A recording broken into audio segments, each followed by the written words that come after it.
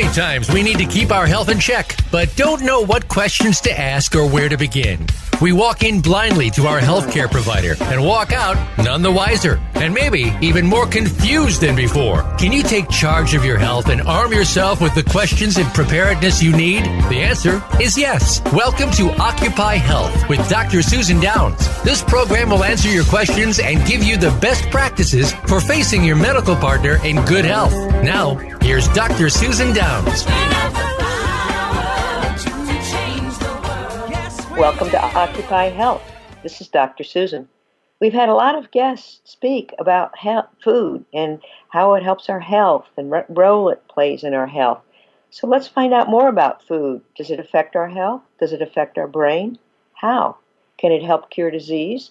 Can it help sustain wellness? So today we're going to get some of those answers. Katherine Reid is with us today. She's a biochemist and is the executive director, founder of Unblind My Mind. This is a nonprofit that educates on the links between the food we eat and the chronic illnesses we suffer.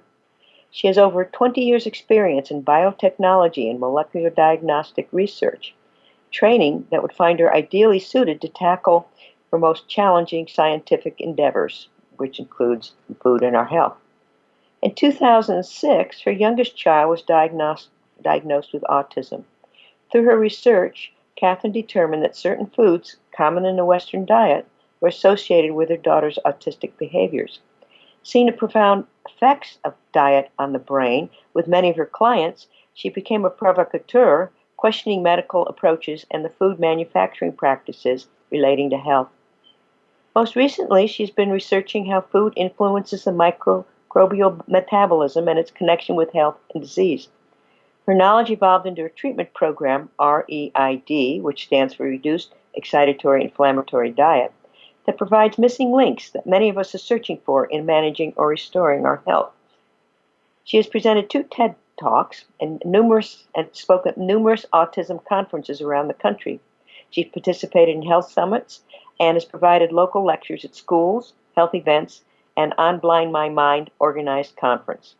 She's also featured in the San Francisco Chronicle, Fox News, New York Daily News, Talk 910 AM Radio, KFIM AM 640 Radio, Coast to Coast with George Norrie, KSCO Radio, and various blogs and podcasts. So welcome, Katherine. It's quite an honor to have you on our show. Oh, thank you so much for having me. Well, let's get started here. So can you tell me a little bit about yourself? Sure. As you stated, I'm a biochemist. I received my PhD here in Santa Cruz and never wanted to leave the area. So loved California. And, started off my journey in the biotechnology world, really looking at, protein pharmaceuticals and looking at protein drugs and how to stabilize protein. So a lot of my background is in protein chemistry, which I found myself to be well-suited when I discovered that my youngest with autism was reacting to a food processing of proteins that resulted in MSG. And we'll be talking about, free glutamate and MSG and how that's, increasing in our food supplies, through the processing of foods. So I found my education just ideally suited for solving this problem that helped my youngest manage health and really restore her and get her off the autism spectrum. So you actually cured her from autism? I don't like to use the word cured, but if she's no longer symptomatic, and we had her reevaluated, so she no longer is considered on the autism spectrum. But if I fed her a bunch of foods, I would imagine she would be right back where she was, and so it's managing it. But it's almost like she has a severe sensitivity to something that causes her body to react. And by removing that, we're able to manage it, and she no longer presents herself on the autism spectrum. So tell me how you came to the belief that food was associated with her autism. Yeah, and it's kind of interesting that, having been in biochemistry and even, having taught, some nutrition courses in chemistry of nutrition when I was in grad school, never really thought about the biochemistry of food and what happens when we are digesting it, or what's happening to the whole ecology or the microbiome when we consume foods. And really never dove into that until I had to. But when my youngest started to really have severe issues with learning and behavior, lots of neurological dysfunction, lack of sleep, the only thing that I was able to control was the foods that I was putting into her body at that point while we were going through the evaluation processes and trying to figure out, what accommodations she might, need in order to even function and, go get into a learning environment, because she at that point was not able to get into a regular type of preschool. And so I started to just start changing her foods. And there was, lots of parents at that time, who wrote blogs, saying, when I removed gluten, gluten being the class of proteins found in wheats, and I removed, casein, the class of proteins found in milk, a lot of parents would, anecdotally report that they saw some improvements in their child that was diagnosed with autism. And I didn't understand the underlying mechanisms at that point, but, feeling quite desperate, and certainly something that was easy to start looking into whether or not she was having some reactions to foods, I started to, eliminate some foods and then also start putting in a lot of nutrients into her diet, because she really was a very picky eater at that point.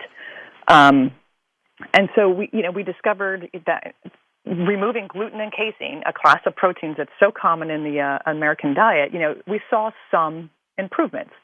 It wasn't, getting her off the spectrum, but it was like, wow, there's a little bit more imagination. She's a little bit more regulated with her sensory system, meaning her, how she regulated, hearing and seeing and touch, was a little bit more regulated, but still not, neurotypical.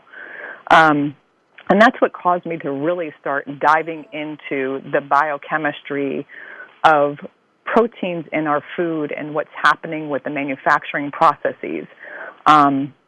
And when I looked at just the most basic element of the classes of proteins of gluten and casein, I discovered on the primary amino acid structure, the amino acids are like the building blocks of proteins, that glutamate makes up 25% of these proteins, and that's an incredible amount. And so glutamate is a type of amino acid, and when you look at glutamate and its properties as a neurotransmitter in the body, you're like, I started to wonder if the processing of these foods was creating a lot of free glutamate, which is analogous to monosodium glutamate, or MSG, and that she might be reacting to that.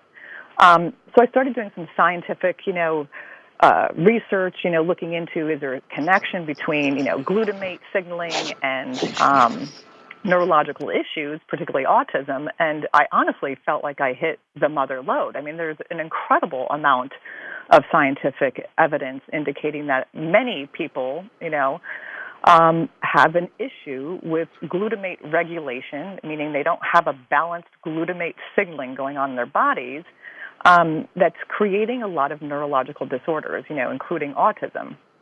And so I have the scientific evidence here, so I decided to put it into practice and say, what would happen if I, really went and dove into the manufacturing processes of foods and eliminated those that I thought were going to give her, too much free glutamate, and see what happens.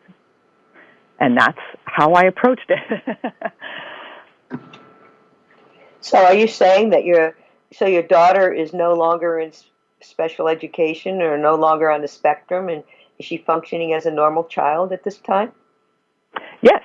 So she, was in the mainstream school and, functioning, she was now considered neurotypical. She didn't qualify for any accommodations, nothing with, because as a mother, I always felt like she could improve with focus, but I always felt that with all my children. And she didn't qualify for any accommodations for learning. And so she's able to learn in a regular classroom now and, is doing fine. Ironically, she's now the most social of the entire family. I mean, she started out with, just avoiding social interactions, really unable to communicate, not able to converse, with a conversation, and now she's the most social of the whole family. So tell me more about these glutamates. What do they do in the body? Yeah, and so the glutamates, and it really was eliminating the foods. I would have never have guessed the profound effect of foods on our body until I also went through the food journey with her, because I wanted to, because she wasn't able to really communicate with me like, Mom, I'm feeling this or I'm feeling that. So I thought the best way for me to understand what she might be going through is to also do some of the dietary changes on myself. And honestly, here I am a scientist, and I would have never believed the profound effects of food on the brain, on the entire health system, the intestinal tract. But glutamate, is like I said, a neurotransmitter, meaning that it is able to activate the nervous system, and it's responsible for activating over 40% of our entire nervous system. But even more than that, it is able to bind to various cell receptors called glutamate receptors. And these could be on non-nerve-like cells, like secreting insulin, so hormone regulation, or signaling for secretion of digestive enzymes. We have glutamate receptors all over our body, on our skin, on our heart, on our liver, on our eyes. And so this is a very common, ubiquitous way that the signaling is occurring from either one area in the body to another area of the body, or from one cell to the other cell. And even now, microbes can also communicate with its host through glutamate. So there's an incredible signaling pathway that's occurring through glutamate. But the reason why we have so much in our food that's really not transparent to the consumer is it's addicting. It's an underlying mechanism of addiction. And so by having foods that contain free glutamate, it makes our brains think the food tastes good. But unfortunately, we've lost a lot of transparency with food labeling, so we're not really seeing a food package necessarily saying, this contains, X amount of MSG or free glutamate. You really have to dive into the manufacturing processes to say, oh, well, they started off with this ingredient, and then they, did this manufacturing process, and it ends up with this amount of free glutamate or MSG. And not many people know that. So it was a little bit of detective work on top of, science work to kind of figure out, okay, wow, this is really controlling our sensory system. And a lot of the people that I work with trying to help them, their recover health, many people have sensory issues. They're not able to really receive input from the environment and respond appropriately. So whether that's anxiety or depression, digestive issues, sensitive skin, very hypersensitive to, various noises. This is all part of our sensory system. And, sensory dysregulation is really a modern disease. A lot of these neurological diseases are modern diseases. And I think that, one cause is certainly the processing of foods, resulting in increased glutamate that is not healthy for our whole neurological inflammatory system. Are you saying that glutamate gets on the receptors where it doesn't belong, and it blocks those receptors from functioning as they should? Yeah, so it actually activates them. So, glutamate binds to these glutamate receptors, and it can, so there's various types of glutamate receptors, but for example, it will open up an ion gate into the cell, allowing ions to flow into a cell. And we're all about electrical currents sometimes activating and, deactivating signals. And so the flow of ions, such as calcium, into a cell will activate the cell and then propagate that signal onto the next nearby, neuron down the line. So yes, it actually, will activate and cause a downstream reaction or effect. Doesn't excess calcium in the cell kill it? I'm sorry? Doesn't excess calcium in the cell kill it? Yes, exactly. So that will cause, what they call excitotoxic reaction that is initiated by glutamate binding to glutamate receptors. So yes, excess calcium in a cell will cause it to die, and so that it's very deadly. You start killing off these cells if you have excessive glutamate binding to the glutamate receptors. But you also mentioned diabetes. So are there glutamate receptors on the pancreas that regulate insulin, meaning there'll be excess insulin leading to diabetes? Exactly. And I think very few people understand the connection between glutamate consumption and diabetes or insulin resistance, but this is another, regulator is glutamate, binding to these receptors that results in the secretion of insulin. And it's very much linked to diabetes, obesity, insulin resistance. In fact, and scientists have known this for decades. I mean, the way they create obese rat models to look at obesity is they feed them MSG. They don't increase the calorie consumption of these rats. They feed them MSG to make obese rat models, and that's been used for decades. And that's how they study obesity and looking at the various drugs for diabetes or inflammation that's resulting from, obesity. So it's been a long-known mechanism, but it's not very commonly known among the public. Wow. And isn't it also a neuroexcitotoxin if you get excess glutamate that you start activating the microglial cells in the brain and possibly get autoimmune reaction in the brain, which can lead to cognitive decline? Yes, and that's exactly, a lot of the glutamate industry will tout that, glutamate in the food does not go directly into the brain, but we do receive the signals from gut to brain, and I think, there's been a greater appreciation of the gut-brain connection recently, particularly as it involves the microbiome. But you receive these signals to the brain, and if there's a release of glutamate from the cells in the brain, you start to activate the microglia, which is our protector in our brain against invaders, and helping with controlling infections and such. And yes, that's exactly it. The glutamate activates the microglia, and as well as the glial cells in the intestinal tract, right? There's a direct connection there with the food and activating the glial cells, and then that whole signal transmits from the gut to the brain. And we all know that about 80% of us at least have permeable intestines, which we call leaky gut, and that's associated with a permeable blood-brain barrier, which is the barrier we want to keep all the nasties out of our brain. And so if most of us have a leaky gut, we probably have a permeable blood-brain barrier. So maybe some of this glutamate can get into our brain in some form. Yes, and that definitely has been was studied by John Olney. Actually back in the late 60s, he started looking at that it was causing brain lesions, and that there are periods of time that our blood-brain barrier is weaker than others. Certainly when we're infants, it's not fully developed. When we're sick, when we are glucose deprived or fatigued, that our blood-brain barrier is not always, at its strongest, and that there's periods of time where we can become, more vulnerable to things that are in the blood going into the brain.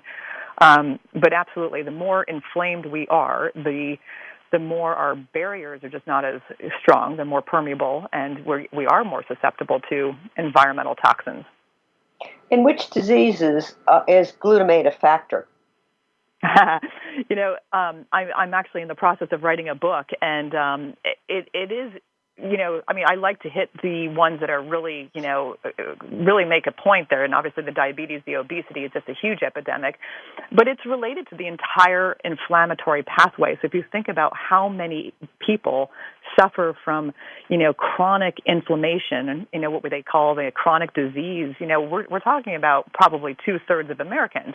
And so there's a huge, link with glutamate being an immune inflammatory modulator. So if in balance, it's activating our nervous system and telling us to, go do this movement or, respond to our environment here. So that's the appropriate signaling of glutamate.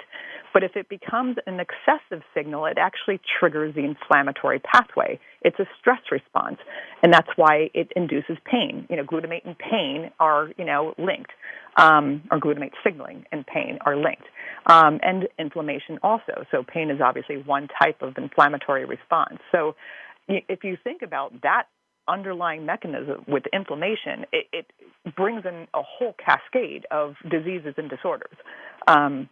So Alzheimer's, in fact, they've used glutamate blocker drugs to try to figure out if they could help those with Alzheimer's. But what you find with the whole glutamate blocker, drug industry, which is, multi-billion-dollar industry, is that you get lots of side effects because we have so many glutamate receptors. It's difficult to manage, taking a drug that's blocking, the glutamate receptors. And so you get lots of negative side effects. Ketamine is a glutamate blocker drug used for, masking pain so that people don't feel pain if they're undergoing surgery. So and they also use it. They also use it in depression. Exactly, because glutamate-based depression. There's an entire category with depression right now that's they see that it's glutamate-based, so they're using glutamate blocker drugs for depression. So so you can see that clearly the pharmaceutical industry is very well aware of all of the diseases and the mechanisms associated with glutamate signaling. But, nobody's really addressing, well, what's the root cause? Why do we have this epidemic of all of these issues related to, glutamate dysregulation? And a lot of these are very much a modern, sort of modern diseases. Now, in your work, you've also mentioned that glutamate is a factor in multiple sclerosis. We'll have talks on that. Autism, Parkinson's disease, Huntington's disease, schizophrenia, obsessive-compulsive disorder, bipolar disorder, anxiety, sensory integration disorder, and Tourette syndrome. Also, you mentioned it could play a role in Lyme. So it sounds like it can be involved in just about everything. Yes. And that's where my fascination has been of recent is kind of looking at, how, if we have an abundance of glutamate going on and glutamate signaling or glutamate metabolism in our gut, how does that influence the microbes? And, many have learned how to survive in, all sorts of different environments.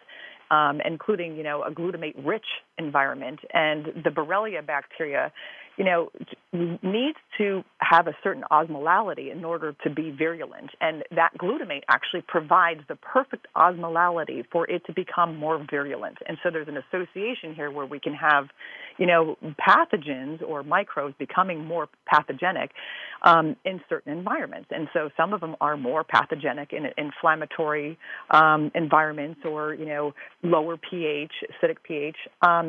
And so, it becomes an, interesting sort of, okay, how do we really see what the mechanisms of action of these microbes are for inducing their, pathogenic effects?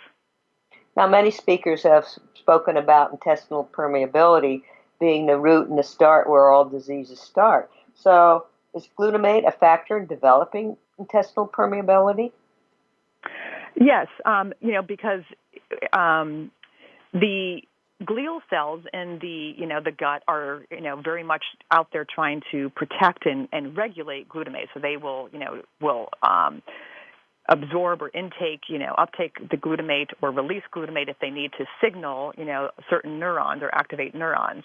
But if that becomes saturated, the glial cells start to actually erode higher concentrations of glutamate, and the glial cells are actually protecting a lot of the endothelial, intestinal layer. And so you start to get this erosion of that intestinal wall the more inflammation there is. We kind of break down our natural barriers that would be there to help protect from that erosion. So yes, glutamate, one, it's changing the environment of the microbes, which could become, more problematic for that intestinal or that barrier, that protective barrier. and the inflammation creating lower pH in that sort of condition can also start to erode that layer. But yeah, you start to get erosion of all barriers, not just the on the intestinal wall, but cell wall. We talked about the blood-brain barrier. And these, layers, our protective layers, start to erode in high glutamate concentrations. So where's all this glutamate coming from? Is it in our food? Yeah. So, and it's, much of it is in our food. So a lot of when I'm working with people and trying to restore health, that's the first thing. Let's get it out of our food, so that we can, try to help manage or balance this whole glutamate signaling. Now, if somebody has an infection of some sort, where they have, like, let's say a viral infection, that viral presence, can also induce a bunch of inflammation that can, contribute to our own host cell glutamate signaling, right? So there's another whole factor here that we're trying to manage with, glutamate signaling coming from our own host cells because it's perceived to be under threat or under attack. And so, that's obviously another, layer that can contribute to excessive glutamate signaling, are, various types of infections, or any inflammation. So if somebody were to receive a physical injury, let's say to the brain, there's a flood of glutamate, and that's, a very deleterious sort of consequences. That people need to manage that glutamate, surge quickly before it becomes problematic, where it is activating all the microglial, and you have all these flood of inflammatory or cytokines that come rushing to, the aid of the injury, and that's what causes a lot of this brain swelling and the severe pain. So you can have increased glutamate signaling without it being associated with food at all, too, right? Because it is part of the pain response, the inflammatory response. Well, isn't it in MSG? And the industries don't seem to be able to spell very well because they seem to have about 50 different words for MSG that we might not even notice when we buy our food. Exactly, and that's why I decided to start the nonprofit Unblind My Mind, to raise awareness. Excuse me. To do just that, raise awareness that, wow, it's not just about looking for foods that contain MSG, and that's where I started thinking, okay, well, let me do the experiment here, and we'll just remove foods that have MSG, and it wasn't that easy at all. And in the American diet, I think we've become very obsessed with, making sure that we have enough protein in our diet, and okay, we have to do this protein, and the enrichment of proteins, particularly if they're processed proteins, contributes significantly to the whole glutamate load. And that's what I don't think most people realize. And so, any, fermentation or acid hydrolysis or, fat removal of, taking these foods and processing them, if they're protein rich, it's going to create a lot of free glutamate or MSG. And that's what I don't think a lot of people, realize. And so the natural flavors, when I was trying to figure out, okay, what is natural flavors? When I kept seeing it all over these packages, and I started questioning every single ingredient on a food label. And it's a very big black box as to what that is. But there's, 4,200 patents with putting free glutamate or MSG in that natural flavors ingredient label. And very few people know that. But the other things are like kind of isolated soy protein or whey, isolate, these isolated processed proteins contribute to the free glutamate load significantly in our food supply. So it sounds like any processed food, the processing's going to put a lot of glutamate in it. But what are some of the other names that you'll read on ingredients that signal that we're eating MSG or glutamate?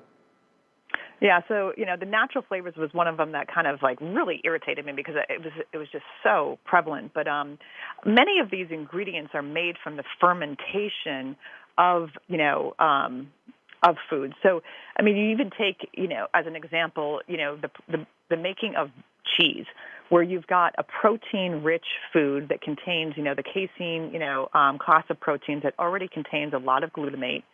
And what they do with the cheese processing is they add these cultures that they have, created in a laboratory to produce just the right amount of glutamate to be aromatic, to, have this addicting kind of properties, to have the taste.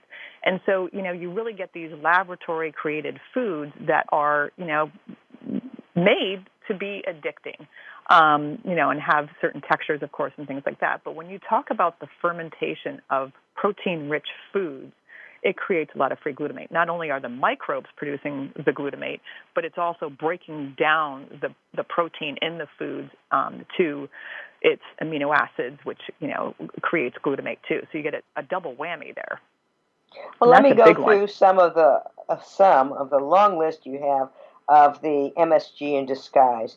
I mean, it would be autolyzed yeast, barley, malt, broth, bouillon, calcium caseinate, Carrageenan, citric acid, enzyme-modified products, fermented products, flavoring, pectin, plant protein extract, etc. The list just goes on, and even just seems like it never stops. Right. And so, when I'm giving lectures, I'm like, okay, let's teach you how to read, ingredient labels. And if you go through something just like, horrendous, it's got like 50 ingredients, like, cheese puffs or something, you can sit there and spend a lot of time looking at reading all these ingredients and trying to sort out like, okay, what the heck is that? And how did they make that ingredient? Or you can say, okay, you know what, I can better protect myself if I just look for the organic head of cabbage and I'm not reading through all these labels trying to figure out what they did to process it. Of course, we're always questioning, how was the food grown and what soils, but we're going to be questioning that probably regardless of what we're doing with our food. But, the ingredient labeling is not transparent. It's very challenging for consumers to really know what each ingredient means and what it contains. Other than processed food, what's some of the common sources of glutamate in our diet?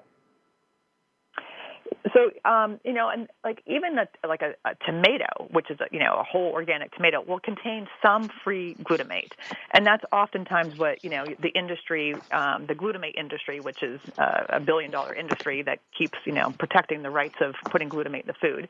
They'll say, well, it's in a tomato, so of course we can't label it, or we're not going to be required to label it because it's in natural food. But there's an evolutionary reason why we have low levels of glutamate. That we've evolved to be able to, pick up these low levels of glutamate so that it's signaling the brain to say, okay, this is ripe, and this is nutritious, and this contains protein. So it's signaling the brain to, secrete the right enzymes for digestion, and it's allowing the brain to know what's coming from a nutrient protein standpoint, and it's ripe. And so there's an evolutionarily conserved reason why we have low levels of glutamate in our nutrient-rich whole foods. It's when it's being used against us to serve as an addiction to these manufactured foods, where we're no longer surviving for getting enough calories. We are not in that state anymore, where we're wandering and trying to make sure that we can put on enough calories to survive.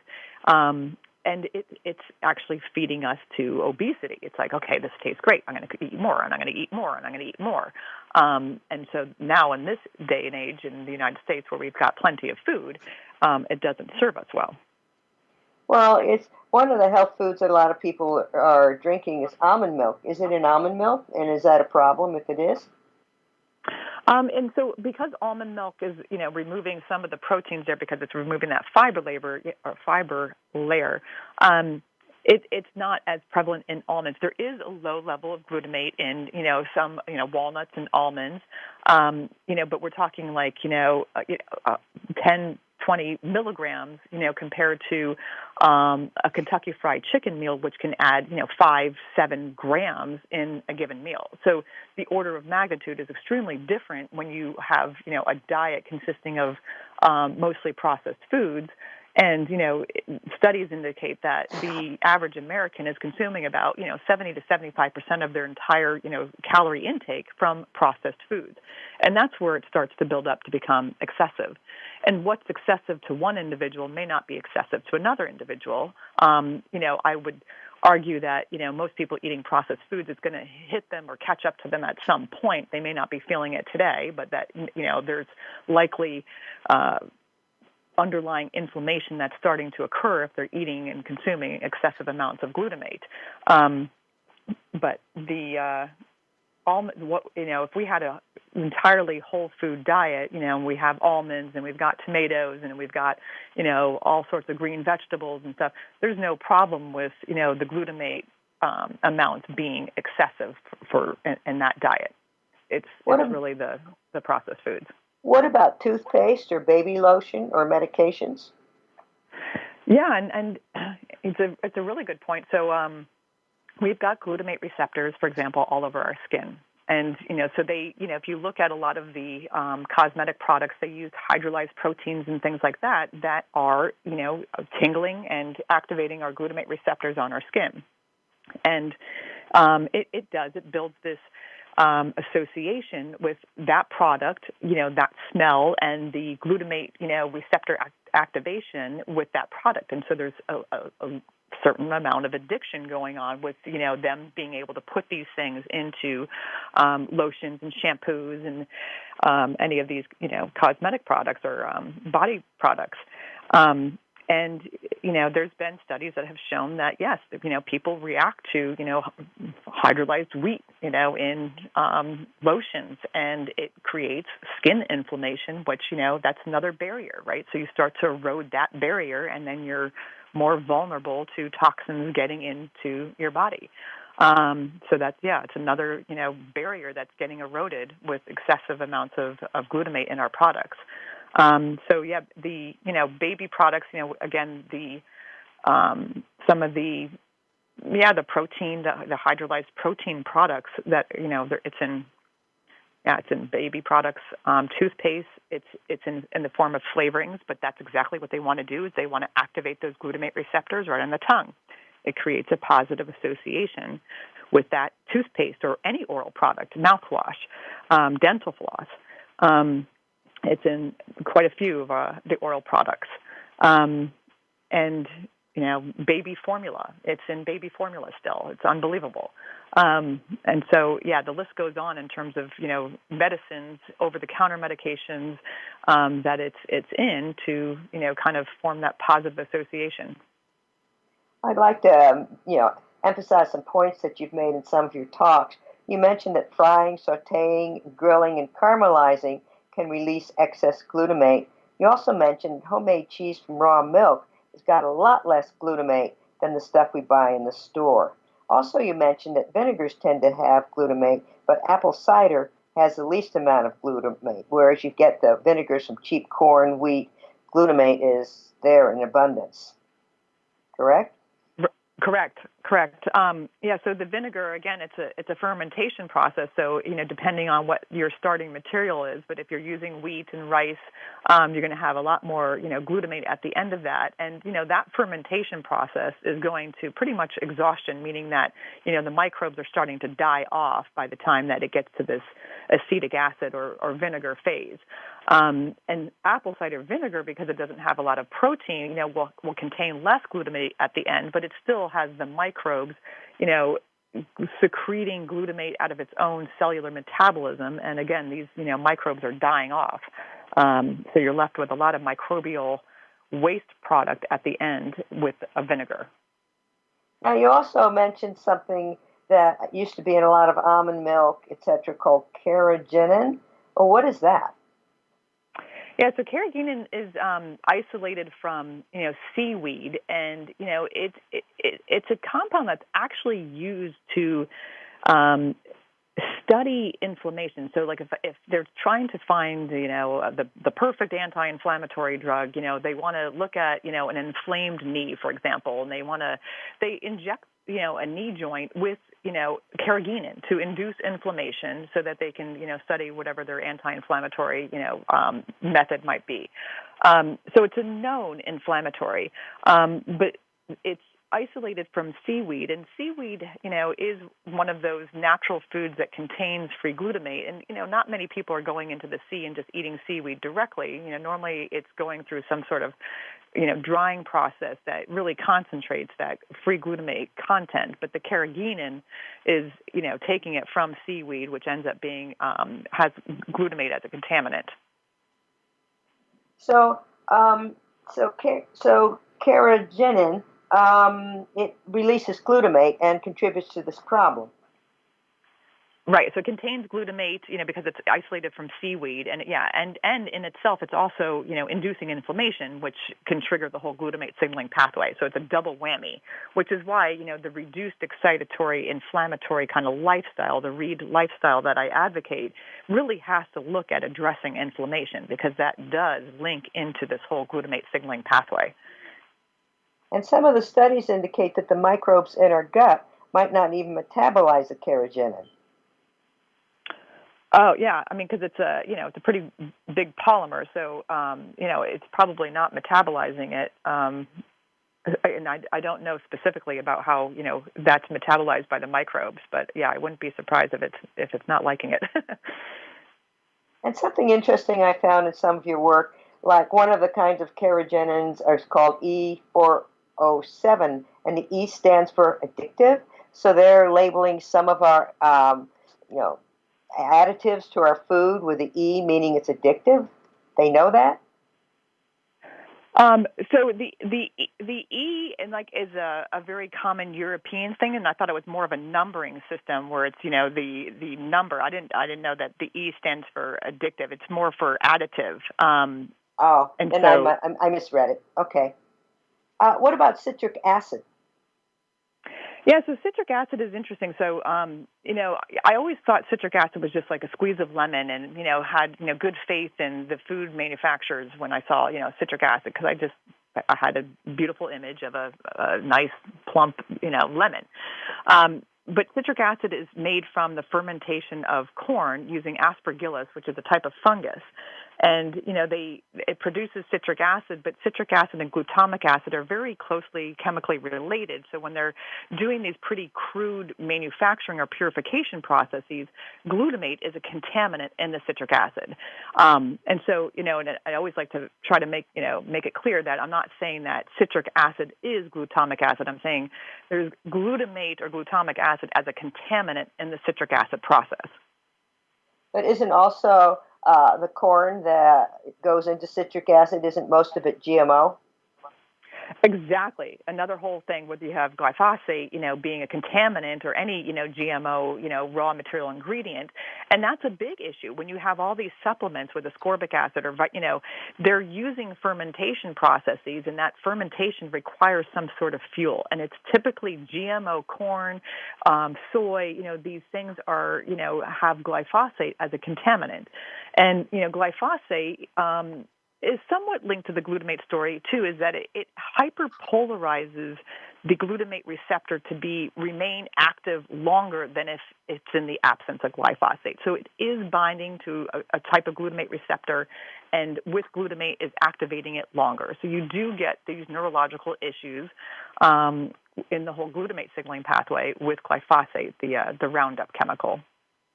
Now, did you say something in some of your work that protein powders that sit in our cupboards for a long period of time might degrade when exposed to oxygen and end up with glutamate in it?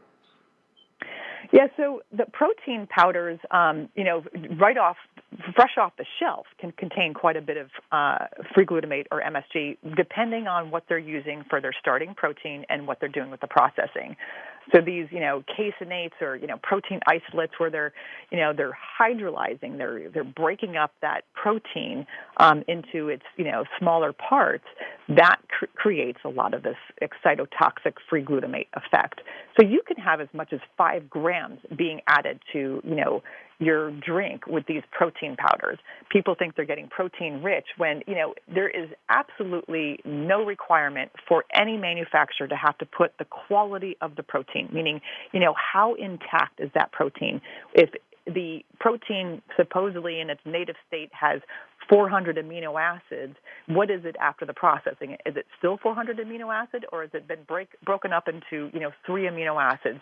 So there's no requirement to give us information about the quality of proteins at the end of the product. So some of the protein powders, I would imagine, are trying to be good and keep these proteins intact. But once you isolate a protein, it's susceptible to oxidation. The air, starts to oxidize and it starts to degrade this protein, creating, more degraded and aggregated proteins that then could cause inflammation too, and, increasing the free glutamate content. So, once you take and isolate a protein from its whole food, it's now more vulnerable. It doesn't have its barrier either. And so it becomes vulnerable to all sorts of, degradation pathways. So how do we know which protein powders or medical foods to buy? I mean, it's kind of scary. We know they're processed in some way. How do we know which are good?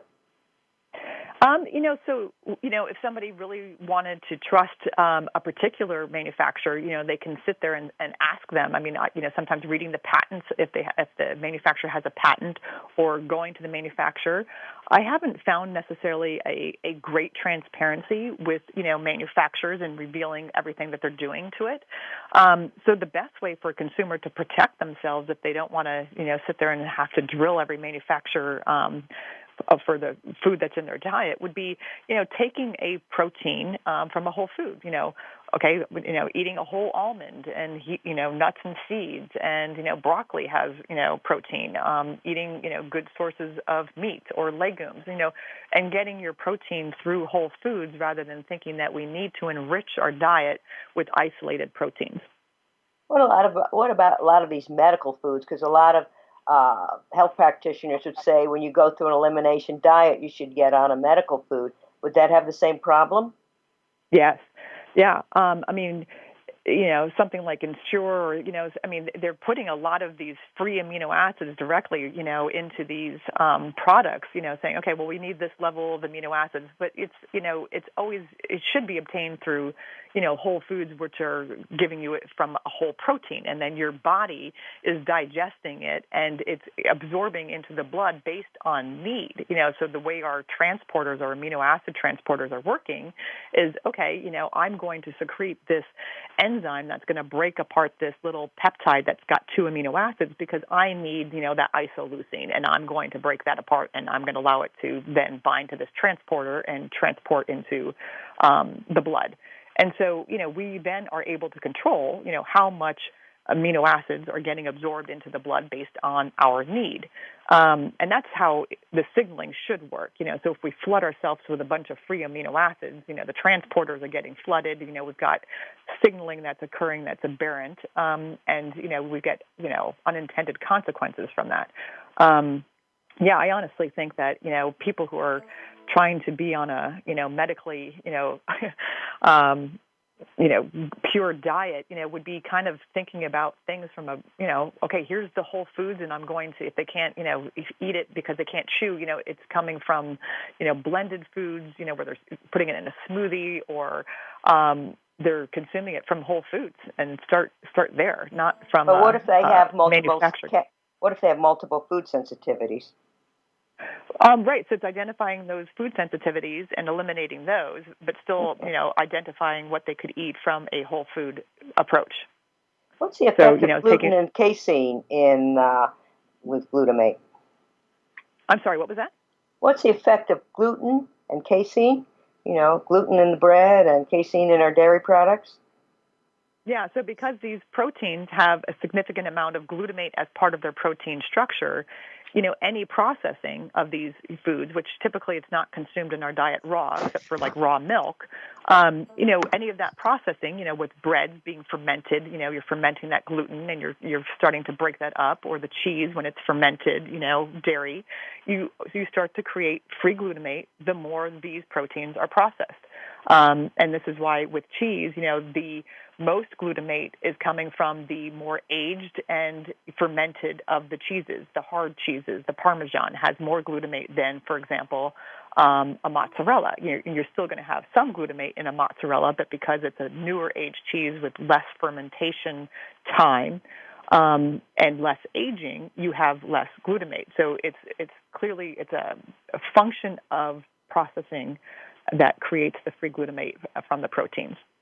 Okay, we've got like 3 minutes until we close. So how does this affect obviously for people who have problems with glutamate, if that clears up, and eliminating glutamate clears up a lot of their symptoms, that's the way to go. But what about, the average person? What should he do and how careful should he be? And in the final 3 minutes, if you could just kind of summarize and let people know how to get a hold of you. Yeah, so I considered myself the average person when I went on this journey because, again, I was just trying to figure out what my daughter might, experience when I was, cutting out foods and putting some nutrient-rich foods in. And, my experience was I got rid of all my pollen allergies. I had pollen allergies for 40 years of my, life, not just pollen, just allergies in general. I used to get allergy shots as a kid. I was just one of those asthmatic, allergy-ridden kids. And I suffered for 40 years. As soon as I changed my diet and really got, was mindful of where these glutamates were hiding, I got rid of my pollen allergies. I didn't realize what brain fog was until I didn't have it. So I was suffering from brain fog and feeling like that was how I defined my normal. And I had some pressure in my sinuses that created these low-grade headaches frequently. And I didn't even understand to what extent and how frequent those headaches were until I was absent them. And I was like, oh my goodness, this is what it feels like to be able to breathe through my nose at night, to not have these low-grade headaches that I had for 40 years. So that's the average person. I think we define our normal based on what we are used to, but that you could potentially be reaching a better normal if you explored, cleaning up the diet. And that's what I always encourage. When I work with people, there might be one family member that's really suffering. But why not have the whole family go on the journey and see what you could potentially, benefit? So I'll have like the dad mentioning that they no longer have eczema, or the mom saying, okay, my digestive issues have been cleared up. So we define our normal based on what we're used to, but there might be a whole new high-level normal. And so that would be my take-home message, is that it's worth exploring for anybody because typically we can improve our health. And if people want to get a hold of me, I can be contacted by going onto the website, unblindmymind.org, and there's a contact page, and people can, either, set up consultations with me, or there's plenty of podcast information and medias and recipes and things like that to help people get started on the lifestyle journey. And it's really a lifestyle. Okay. We're not talking about, Okay, we're coming to a close, so I recommend people go to her site to learn more about how to eliminate the glutamate, which foods to eat, which of the organic foods you can eat, and and how to manage this. And so do your research. Also check with your health providers, and do research. You can help yourself, help others, and be well. We got the power to change the world. Thank you for listening. Occupy Health with Dr. Susan Downs can be heard live every Friday at 2 p.m. Eastern Time and 11 a.m. Pacific Time on the Voice America Health and Wellness Channel. Here's to better health for you this week.